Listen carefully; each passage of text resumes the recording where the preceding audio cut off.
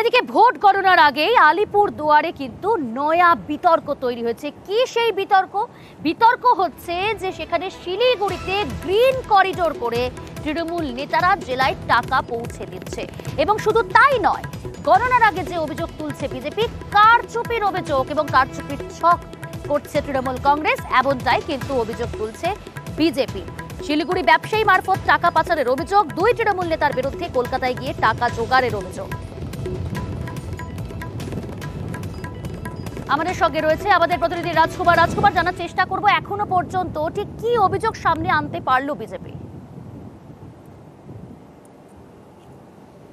প্রিয়াঙ্কা, সেটা হচ্ছে বিজেপির পক্ষ থেকে চাঞ্চল্যকর অভিযোগ করা হয়েছে। বিজেপির পক্ষ থেকে পরিষ্কার অভিযোগ করা হয়েছে যে দুজন তৃণমূল নেতা কলকাতায় গিয়ে এই টাকা সংগ্রহের চেষ্টা করেছে এবং কলকাতা থেকে শিলিগুড়িতে এক ব্যবসায়ীর কাছে মোটা অঙ্কের টাকা এসেছে এবং শিলিগুড়ির সেই ব্যবসায়ীর কাছ থেকে গ্রিন করিডোর করে সেই টাকা পৌঁছেছে আলিপুরদুয়ারে।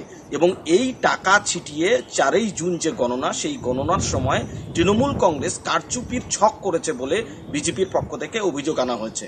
শুধু তাই নয়, আলিপুরদুয়ারের একজন এডিএম, যিনি নির্বাচনের এইওর দায়িত্বে রয়েছেন, তাকে এর আগেই গণনা প্রক্রিয়া থেকে সরিয়ে দেওয়ার আবেদন জানিয়েছিলেন যে আলিপুরদুয়ারের বিজেপি প্রার্থী মনোজ টিগ্গা। তারপরে আবার এই যে চাঞ্চল্যকর অভিযোগ যে গণনাতে টাকা ছিটিয়ে তৃণমূল কংগ্রেস কারচুপির ছক করছে, এই অভিযোগ ঘিরে কিন্তু রীতিমতো শোরগোল শুরু হয়ে গেছে আলিপুরদুয়ারে। যদিও তৃণমূল কংগ্রেসের পক্ষ থেকে পরিষ্কার বলা হয়েছে যে এবার আলিপুরদুয়ার লোকসভা কেন্দ্রটি বিজেপির হাতছাড়া হচ্ছে। ভয়ে গণনার আগে এইসব উল্টোপাল্টা অভিযোগ আনছে বিজেপি। বেশ,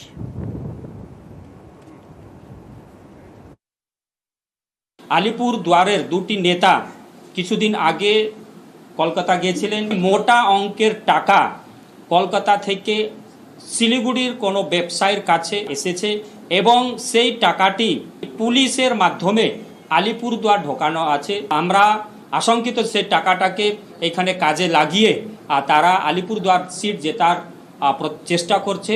ছাপ্পা ভোট করার তো কোনো অবকাশ নেই, সেখানে 4টা করে সেন্ট্রাল পোস্ট রয়েছে। তাই গণনাতে তারা কারচুপি করার জন্য এই টাকা ব্যবহার করবে। এটা হাস্যকর ব্যাপার। ভয়ের চোটে হতাশা হয় এরকম স্টেটমেন্ট হচ্ছে। ওরা বুঝে গেছে কাউন্টিংয়ের দিন কি হবে। কাউন্টিং এবং ভোট ইলেকশন কমিশনার অফ ইন্ডিয়ার অবজারভেশনে হয়েছে। এখানে অবজারভার ছিল যারা ভোটিংটা করেছে। এবং কোনো যদি অভিযোগ থাকে তাহলে খুলে বলুক না, অসুবিধা কি আছে, আমরা রেডি আছি। কোনো যদি অভিযোগ থাকে তাহলে খুলে বলুক না, অসুবিধা কি আছে। হাসার মতন বক্তব্য, এসব বক্তব্যের কোনো কমেন্টই হয় না।